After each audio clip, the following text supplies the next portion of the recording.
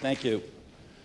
Thanks for the organizers inviting me to this conference and for a chance to visit a little bit of cold weather. We don't get much of that in Florida. I'm going to take you on kind of a whirlwind tour of coffee and health issues. And so you might want to know who this A and D is. Well, I'm obviously the D. And like I said, I was with Kraft Foods for 35 years, about 20 of those in scientific affairs, doing mostly coffee and health about 50% of the time. The A is my wife, Ann, who is involved with, had worked in the U.S. government regulatory agencies and was a lobbyist in Washington for 26 years and is now in consulting on environmental issues, mostly for the baking industry and sustainability issues. And as a side, she does shipwreck underwater archaeology with National Geographic. So, black as the devil, hot as hell, strong as death, pure as an angel, sweet as love. This describes coffee. I think it's a great ode to our favorite beverage. So today I'm going to go through a little bit of history, which we probably all know, but it's fun to go through every now and then. Some issues, cover some major areas here with some of the emerging issues on good news, some other concerns, and a little bit about communication. So we know here coffee was first discovered in Ethiopia around 600 to some 800 AD. And so we see here, apparently this shepherd Kaldi has some goats that ate coffee berries and jumped around, and he ate some and jumped around. So this was early Gangnam style dancing, I think. So it took a while for the coffee to move out of Arabia into Europe, and then finally it went into North America. And then coffee houses opened in Europe in the 1600s. And we have here, a lot of these became centers for merchants and traders. So this is a picture of early Lloyd's Coffee House, where all the seamen and merchants gathered, and it became Lloyd's Insurance, Lloyd's of London.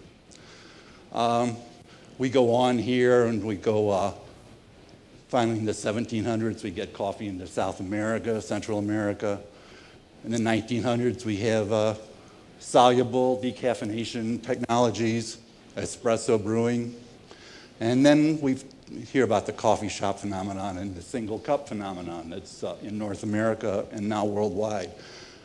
What my friend Thomas Hatzold here forgot to mention was the emergence of coffee cultivation in Southeast Asia and consumption in the Asian region in general. But here's a picture of a Japanese lady, skin health, with a crushed pineapple and coffee baths.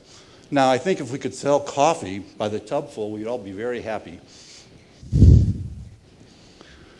So, coffee early on had a belief in healthfulness. So we know in Arabia, they talked about it as an aid to prayer and as a medicine in early texts. We have legends of sobriety and mental clarity. And in Venice, you could sell it by prescription only. Then it moved on into Europe, and it became a tonic. Bach was so elated with coffee, he wrote a cantata about it. But part of that was also buried in there was a protest about women not being able to drink coffee. Beethoven apparently was a little obsessed. He only used 60 beans per cup. But there were other factors of coffee. Apparently, you could have in Turkey, a woman could divorce if she didn't get her daily allotment of coffee.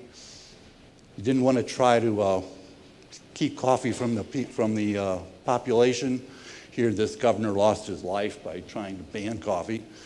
The Catholic Church wanted to ban coffee, but the Pope thought it was a really good thing for the monks to stay up all night praying. So he actually baptized coffee, and it became a Christian beverage. We know about the Boston Tea Party in the United States, and then coffee became our national beverage. And Balzac consumed up to 50 cups when he was doing some of his creative writing. So, I forgot that this was on the slide anyway. So, the perception we have from our older times is that coffee was actually looked at in a pretty friendly way, although there was not much evidence in terms of any of these effects in terms of really scientific evidence. But we should think about this. What does evidence mean? Well, we know that public perception can be quite fickle, but evidence should be based on not essentially the number of studies, but the quality of the data based on rigorous study designs, the strength and significance of the association using accepted statistical norms, the presence of a relationship to the exposure, in other words, a dose response, and consistency among many studies. And this is the type of data I'll be looking at. Now, coffee has always captured a public interest, and largely for the same reasons we saw in the early history. It's a second largest traded commodity in the world next to oil. Everybody in the world seems to drink it 2 billion cups a day. It's always been associated with a variety of diet and health issues. Therefore, you can always find people to do research on. There always seems to be some money to do work. And of course, as we heard early on, it's a recognized stimulant, that energizing effect we all appreciate. So here's a picture from National Geographic about global consumption of coffee, and it's pretty obvious. It's consumed a lot in the northern hemisphere, although it's produced in a very limited region. What's kind of interesting about this slide is this area here of the world, Asia, India, is the fastest growing, or it has over 1/2 of the population of the world, and yet this is our emerging coffee market as far as I can tell. Now this slide is in terms of millions of pounds, it's not per capita, because we know that places like Finland have very high per capita, but this is like total pounds of coffee. And the media seem to be always interested in coffee. We have lots of studies are published every year. I see at least, somewhere between 10 and 15 a week almost. We have regulatory agencies and opinions of public health. We have reporters face very complicated medical issues, and sometimes they really don't know how to report that, and they lose context. Negative stories about coffee seem to abound, and a lot of this is based on some of the media ideas that fear sells. So, and these stories are sometimes reported before physicians or scientists even get to analyze them. Researchers like to get interviewed because then they get notoriety and they can get money for doing more research. And so the reality is sometimes the media directly influences health professionals or regulators and the public's dietary choices.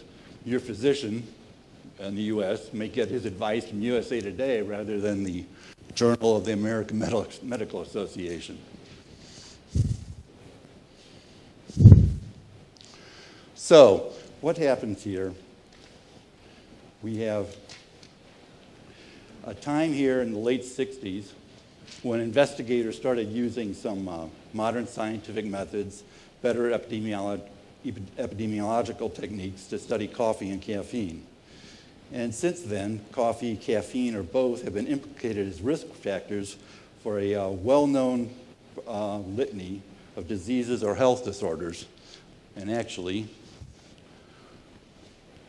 that should be here. This is that. And among these are things like cardiovascular disease, hypertension, reproduction, diabetes, liver and kidney disease, cancers, mental dysfunction. Other issues that I used to deal with as part of my job had to do with some local issues, and these may be different in various parts of the world, but in the US we had something in California called Proposition 65, which could have required warning labels on coffee if there were certain health warnings, like if coffee were found to cause cancer, you'd have to put a label that says may cause, known to the state of California to cause cancer. Not very good if you are trying to sell coffee in California or even trying to import coffee into California. We heard country of origin labeling. This came up in the specialty talk. Well, for commercial roasters and purveyors of coffee like Kraft, country of origin labeling could be a big issue because of the number of beans in any given product. And when you get to the soluble side with many offshore powder sourcing. Sourcing can be quite laborious with upwards of 15 or 20 countries on a label of coffee, which would not be very good for us. We had other things like child labor was an issue we dealt with. Children on coffee farms not being educated and things like this. So there are other issues besides health issues that were part of that job. So let me go back here. And so for a while we had this coffee is bad type of thing in the modern era, where we had, first of all, things about the chlorinated decaffeination solvents being related to cancer and reproductive health, early epidemiology on heart attacks and pancreatic cancers. Our FDA had warnings on birth defects, which were later amended a bit because better studies were put together. And then there's bladder cancer from the International Agency for Research on Cancer in '91, where they labeled it coffee itself as a 2B carcinogen based on limited evidence. Now, this has been essentially overturned by other reviews in 2007 by the World Cancer Research Fund. But the IARC is more of a higher level organization, and therefore that warning still stands out there. It has not been overturned directly yet. So the perception in the bad days was, coffee is really bad, although the weight of the evidence on that was really not that great and sometimes challenged and overturned. Whether it was good, as it was back in the old days, in the olden times, is very low. So what happened in the intervening years, over the last 20 years, to change our minds on coffee? Well, first of all, there's a perception that the public came to recognize that coffee was more than caffeine. It's a complex mixture of many compounds. And this was actually a plant-derived food. It had chlorogenic acids, which had this thing called antioxidant activity, some nutrients in it, other roasting products like quinides and this compound and methylpyridinium, and of course Maillard browning products or the melanoidins. And each of these have been studied in ways that may show beneficial effects. This one, hydroxyhydroquinone, is actually a roasting compound that, if you remove it, may have an effect on blood pressure, on keeping blood pressure down. So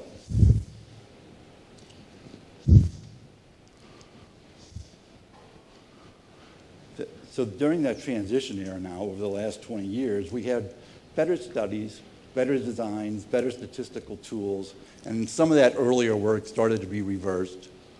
There were antioxidants I mentioned before, and this became a story for consumers that they seem to understand this concept of antioxidants. So during the transition period, we start to see more of a balance coming around, where some evidence is building up again for good effects of coffee, or at least neutral effects of coffee, and more of the bad effects are being challenged, and that evidence still is remaining weak.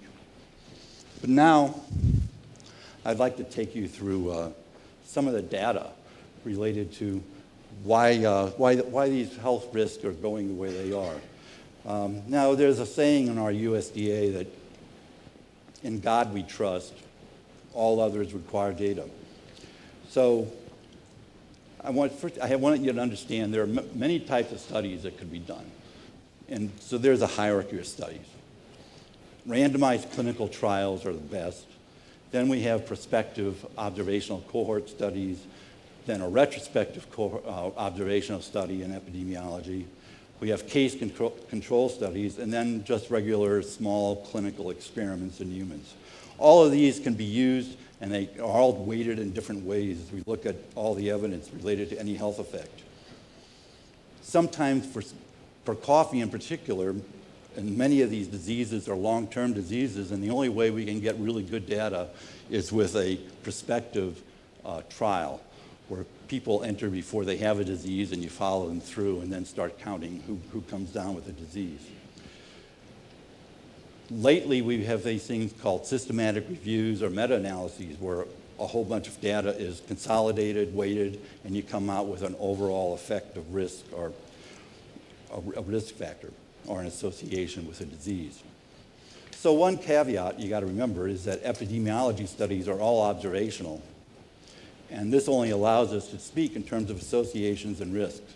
True cause and effect generally will require high-quality randomized control trials. So, if we go to cardiovascular disease, there's a long history of perception of cardiovascular risk. Now, we do know that there seems to be an acute impact on blood pressure. We do know that certain compounds in coffee, which are present in boiled coffee, cafetiere coffee, or French press coffee, can cause cholesterol to be raised. But that's really generally at very strong preparation methods and high consumption levels. There are some other endpoints that have not really been validated. They're kind of interesting. And then there's sensitive subpopulations. Genetic background is important. I'm not going to really get into that. It becomes quite complex, but it's just something you need to know because you'll see a lot of variability in the data. So let's go through some of these cardiovascular effects. Here's one, caffeine and blood pressure. This is an acute effect. And this is a very interesting study where this is about 85 men. And what we have here is, if you look at the control situation here, low blood pressure, they're given caffeine, goes up. This is systolic and diastolic. But if they're consuming caffeine before this caffeine test, this blood pressure doesn't rise quite as much, and this is a phenomenon called tolerance. Now, if you take these same people and you divide them into a high or low tolerance group, you find variable effects where the high tolerance people do not respond very much, whereas the low tolerance people respond with much higher blood pressure levels. This is acute. This is within 60 minutes to 3 hours after a coffee dose. All right, but what happens here, if you look at this over a long period, a chronic study, this is 700 people. Now this is a type of analysis where studies are grouped together and they develop what's called a forest plot. And you can see right down the middle here is this zero line, which is no effect. Sometimes it's 1, which in the epidemiology term is a control reference number, means no effect.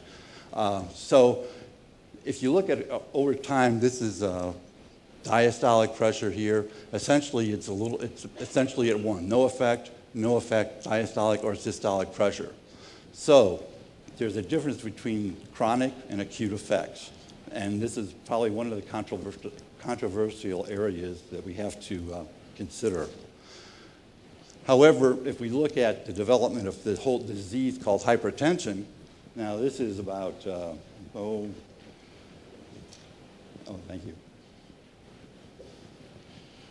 This is over 1 million people in this study. What we have here is essentially, it's just a little bit above unity here, but it's not significantly different from 1. So therefore, there's no effect on hypertension of coffee. If you look at arrhythmia, or irregular heartbeats, these are studies on up to 100,000 subjects watched for over about an average of 10 to 15 years. You see no effect on any arrhythmia, and on atrial fibrillation, there's no effect here. Here's the one line across here. Flutter, this is VFib, or ventricular fibrillation. Premature beats, as you go from less than a cup up to 4 cups, of drastic decline. And other arrhythmias, no effect. So coffee overall in large population studies over time, no effect on arrhythmias. If we look at coffee intake on cardiovascular disease, on total disease, you can see something that here we start at 1, and then it goes down and goes up a little bit, but not really significantly. They're all below 1. These are all kinds of strokes. Coffee is protective or beneficial. Different types of strokes, no effect. And coronary heart disease, basically, there's no effect. This looks like it's pretty large here, but with this big error term on here, that still ends up being there's no effect of that. Here's another way of looking at data. This is a cumulative curve with its cups per day here. And this is called a J-shaped curve or a U-shaped curve here. So we have intermediate types of intake that are it actually lowers the risk below 1. And even when you go up to 10 cups a day, you're still not going much above unity. These are these dotted lines are the air bars around the mean level. So therefore, there's no effect on heart failure. And this is just some data here on sudden cardiac death in like 93,000 women. This model 2 here, essentially there's no effect here for trends of sudden death. Model 2 is important because this is what's called the fully adjusted model, where confounders are all taken into account.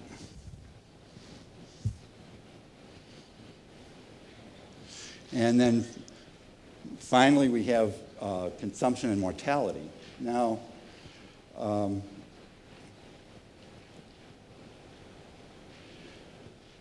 this again shows this kind of protective effect here, and this goes up to 7 cups per day. We have total mortality against coffee intake decreased, and cardiovascular disease mortality, coronary heart disease mortality, and stroke mortality, all below 1. So essentially no effect of coffee on any of these major factors in cardiac mortality. And if you split these between men and women, the effect is actually a little bit more powerful in women than it is in men. So from recent prospective trials on coffee and cardiovascular disease, this is tens of thousands, hundreds of thousands of people are put together in these trials. There's no increased risk for cardiovascular disease on morbidity or mortality. And here's a quote from one of the papers, that it's neutral or beneficial regarding adverse outcomes. And in fact, reduced risk of mortality, both cardiovascular and all cause. And actually, at the beginning of this month, there was just another study, a 1 million-person study published in the journal Circulation, which concluded exactly the same thing. If we move on to another disease, diabetes, this is a global epidemic. There's a death every 6 seconds. 380 million worldwide are dying, which is expected to grow to 600 million people in 20 years, which is faster than the rate of the world's population growth. Diabetes is also responsible for debilitations like amputation, blindness, and kidney failure. It's interesting that a diagnosis of diabetes is equivalent to having your first heart attack. And therefore, it's often considered along with cardiovascular risks. Now, here's a forest plot of a large group of studies. I think this is upwards of 900,000 people. And you can see most of these terms below the level, the referent level, with about a 0.7 risk, which means it's a 30% protective. And if you plot those out in a cumulative fashion, you'll see essentially it's almost linear from 2 cups, 3 cups, which is kind of the intermediate range where most people are. Even up to 10 cups, it keeps decreasing. Very impressive statistics for diabetes. I just want to put this up here because this shows, first of all, that This is about 20,000 Finnish people. First of all, it shows diabetes risk is highly associated with BMI, or body mass, or obesity, overweight. So that's the best thing you can do, is lose weight. The next best thing you can do is exercise, goes down. But even within these high BMI folks, there's pretty significant effect of going from 0 to 2 cups up to 7 cups of consumption in terms of reduced diabetes. So that's very potent that it could actually work in this group.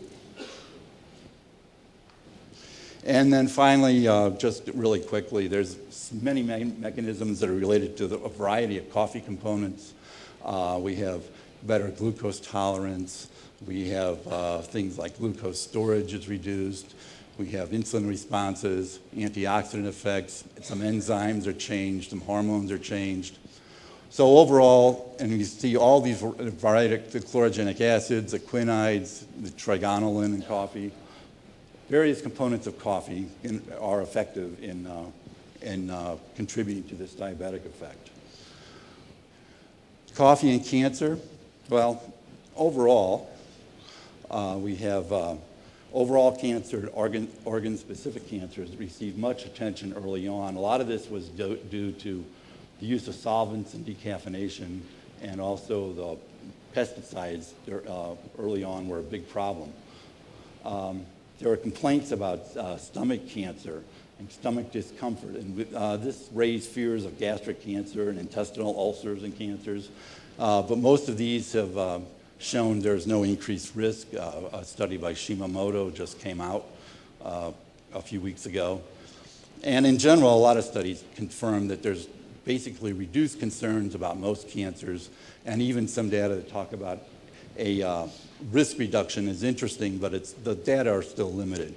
But for breast, ovarian, prostate, and colorectal cancer, there's promising evidence of a protective effect.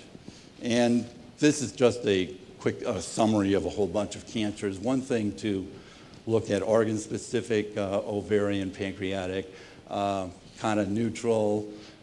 You can see there's some discrepancies where case control studies may have an increase, but when you get to the cohort, the longer-term cohort studies, there's a neutrality, that increase disappears. Sometimes we still have confounding, like this one with lung cancer is still confounded because they could not remove all the effects of smoking. Now, liver health. This happens to be one of the most beneficial effects of coffee I've seen. It's a total beverage effect. There's responses will vary by the type of coffee, the nature and stage of the disease, but fibrosis, cirrhosis, cancer, and hepatitis C are all involved here. What I find fascinating about this is it first started appearing in the Japanese literature, Japanese Defense Ministry cohorts, the first place that I saw this liver effect. Since then, it's been replicated in numerous populations worldwide. So, it's nice to know that there's data coming out all over the world about this. Anyway, so we have here just a quick table. Here we have dose-dependent decreases of cirrhosis due to liver disease and alcoholism. I mean, this is a risk. Remember, 1 is neutral if you go down. So we have here 0.6 and 0.2. This is 80% protection. That's amazing at 4 cups a day. Other types of cirrhosis-related things are not quite as high, but there's still a protective effect. Hepatitis C, the rate of progression is reduced by half, and the responses to treatment are improved by 80%. It's amazing. That's an amazing statistic. This is another one of these plots here. Here's case control studies, and these are cohort studies. This is maybe one of the few times where everything lines up in one direction. So we have very low, this consistently decreased risk, and here's accumulation of the studies in terms of, this is for liver cancer per se. So it's going down as we keep adding more studies to the, and increasing the number of people considered. Cognitive health is another area. This is another growing concern in the population as our population ages. We have dementia, Alzheimer's disease, Parkinsonism. These are conditions that have no effective treatment, so anything that may reduce the risk of onset will be important. So early on, we have several measures of, this is an early study where we have measures of decline here for this is Alzheimer's, seems to be a little bit below 1. Dementia, it's suggestive, but lots of large error. And this is a cognitive impairment test, again, in large error terms. So overall, essentially, there's at least coffee, this you could conclude from this, coffee is not contributing to any of these diseases. Parkinsonism, this is another case where this is interesting, where we have coffee is decreasing the risk, but it kind of plateaus at 3 cups a day, whereas if you look at a caffeine effect per se, it's sort of continuing in a more consistent fashion in terms of reducing risk. And finally, a study by Lenore Arab. Again, so this is the one or the no effect line. You can see if she looks at caffeine, you see, lots of large error terms in these studies. Coffee may be a little bit better, a little bit more averages are a little lower than for just caffeine.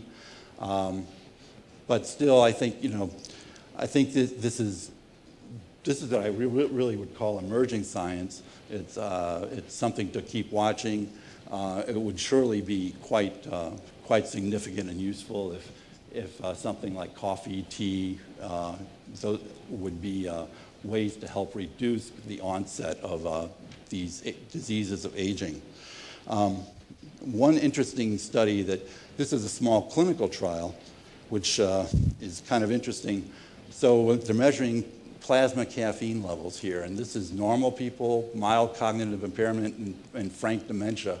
But interesting here is people go from normal, and then some of these people go into impairment. Some just stay impaired, and some move from impairment to dementia. You can see there's this drop in their plasma caffeine levels. Now, I don't know, you can't say whether this is cause or effect or anything, but it's an observation that is consistent with a lot of experimental animal work, which also shows that coffee is, a lot of that animal work also shows that coffee has other components in coffee can be beneficial. But if you look at just what does caffeine do here, this is a drop of the equivalent of maybe a cup of coffee in terms of plasma caffeine levels.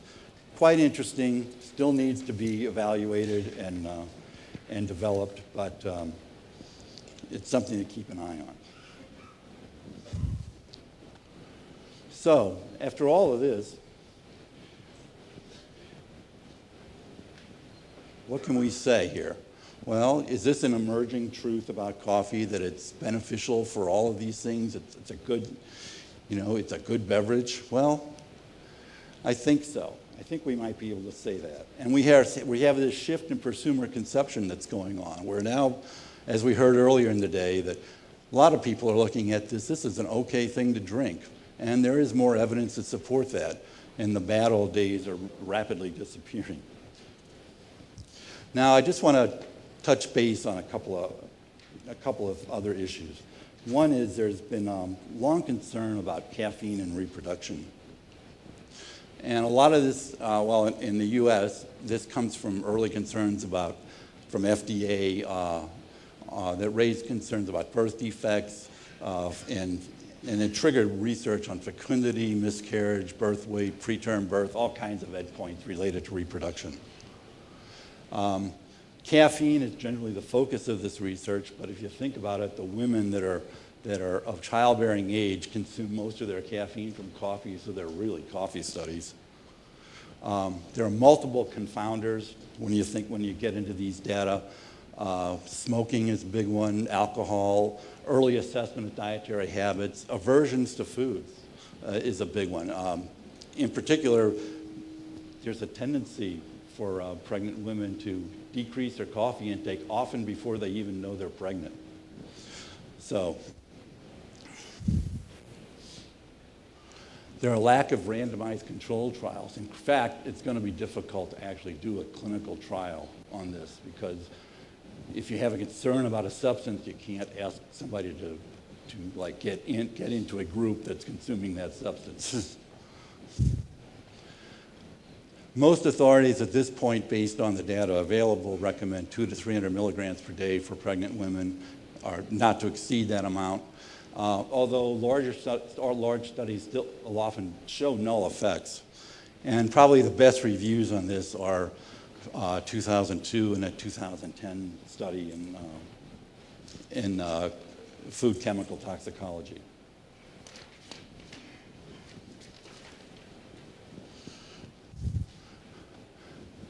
Now, these are just a couple of two sets of data that show. This is data for coffee studies. This is a low dose, and this or moderate dose. This is a higher dose.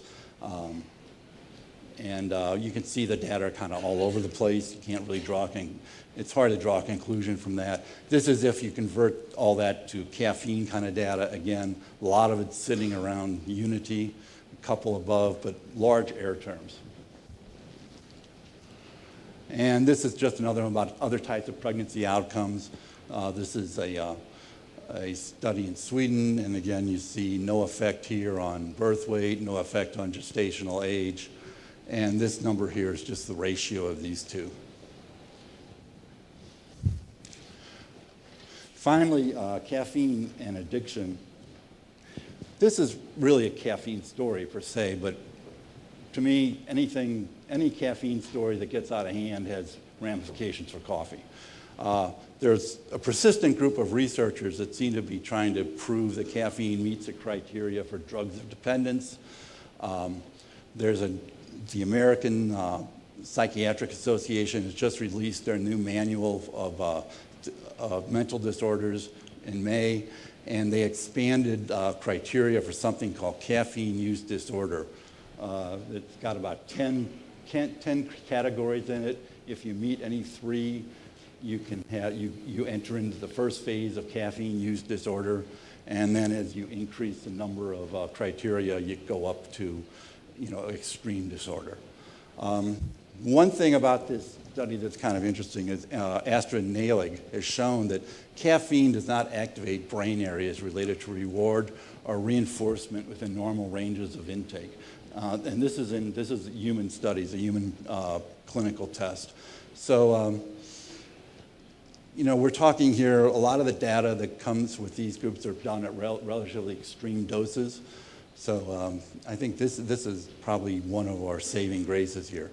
However, in the US at least, I'm not quite sure what the situation is everywhere else, but there have been a number of deaths attributed to the use of energy drinks, and this has kind of brought the debate back again, kind of linking youth and caffeine. So I think this is just something that kind of just keeps us churning. In fact, this summer there were our regulatory agencies had two major conferences on energy drink, and the U.S. Senate actually held a hearing on it. So. In the U.S., it's quite a hot topic, and every time caffeine comes up, like I said, coffee can't be far behind. But now, does any of this stuff that I've been talking about mean anything in terms of coffee sales, or what's important to you guys? Well, here's our National Coffee Association has been doing this drinking study for many years, and here's just among coffee drinkers, here's kind of the trends going back to the 60s, the data that I could find. And, it's kind of there's this big drop here into the 80s, but this is kind of bouncing back and forth. It's kind of stabilized. And one thing here I did learn later on with these are not standardized cups. So if we know that out here cup sizes have increased from this the old 6-ounce cup here to maybe a 10-ounce cup. So these numbers might be up here if you put them all in the same kind of numbering system. So it's decreased, maybe not as much as you think. However, a more interesting look might be going back to the 50s, actually. This is like the penetration, coffee penetration and use in the population.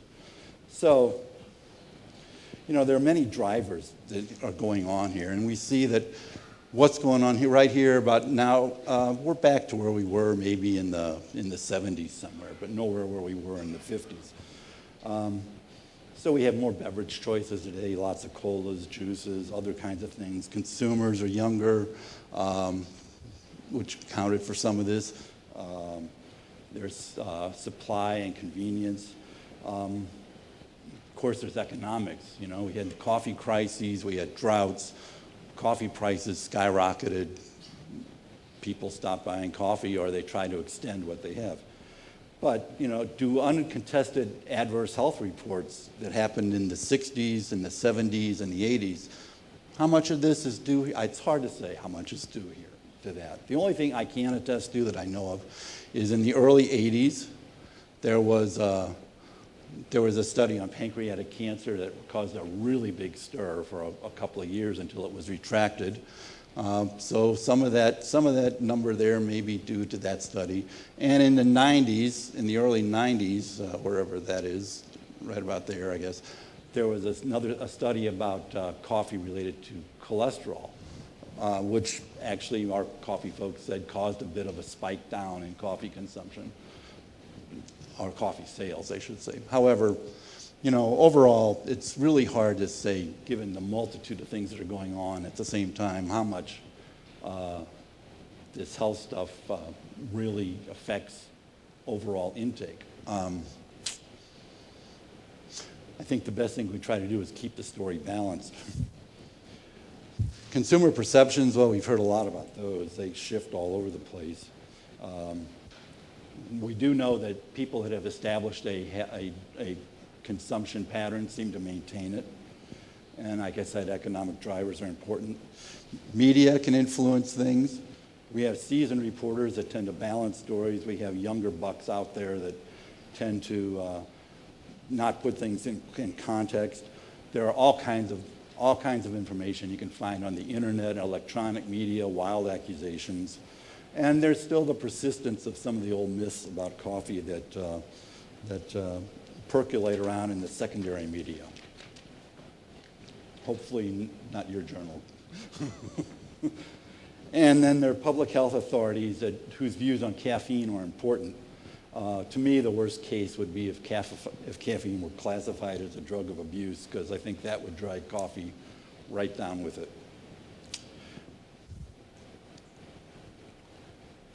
Now, we have seen that most authorities agree that there's no conclusive evidence linking coffee or caffeine consumed in moderation to any major health ailments. There are many cases of no effect, some instances of positive coffee attributes from large, rigorous epidemiological and clinical studies and systematic reviews of the data. The more consumers hear this news, the more comfortable they are or they will feel about enjoying their daily brew. So we have some exciting news about coffee, but we do ourselves a disservice if we oversell the story.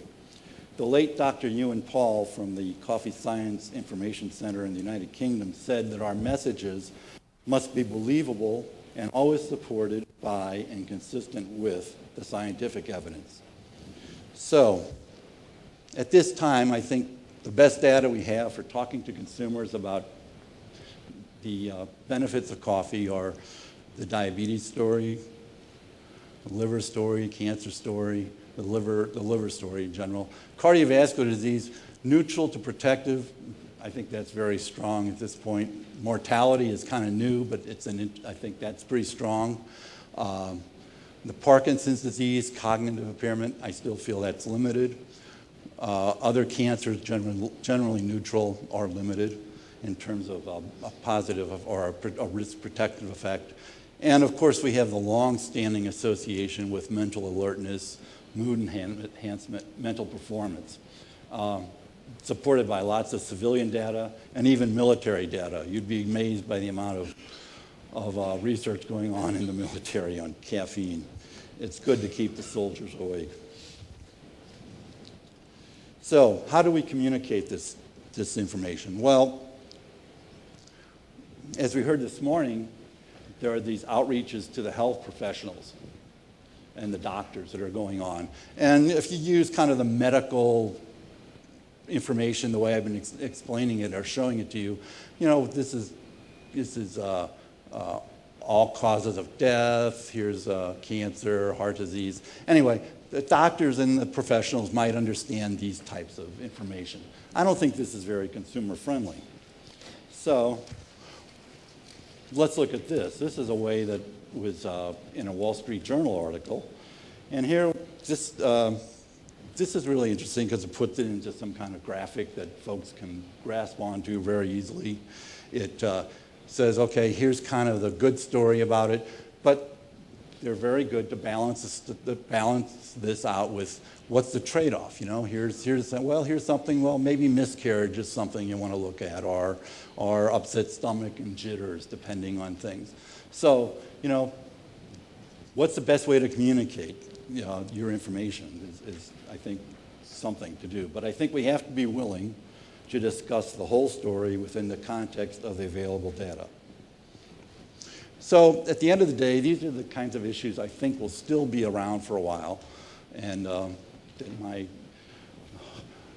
people that have come after me will keep dealing with.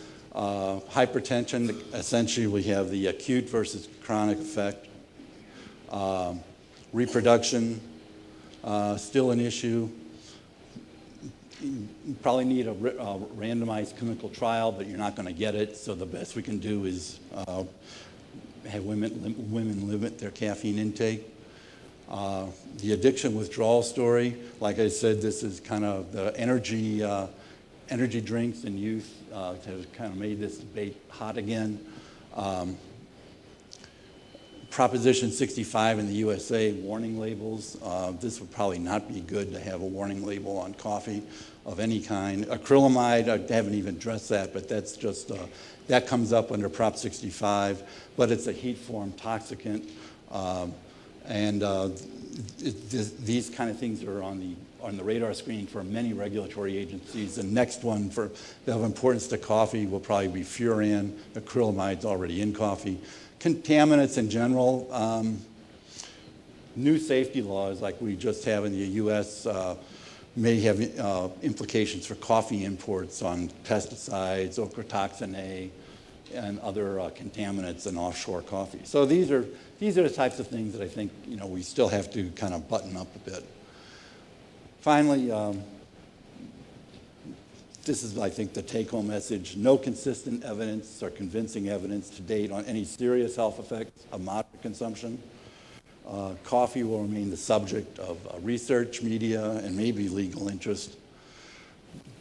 Management of this situation requires constant vigilance to defend our business, so people like me that were in the regulatory affairs area keep watching this. And we do have opportunities for positive and balanced communications about coffee and health as that database on beneficial effects develops. So that's all I have, and thank you very much.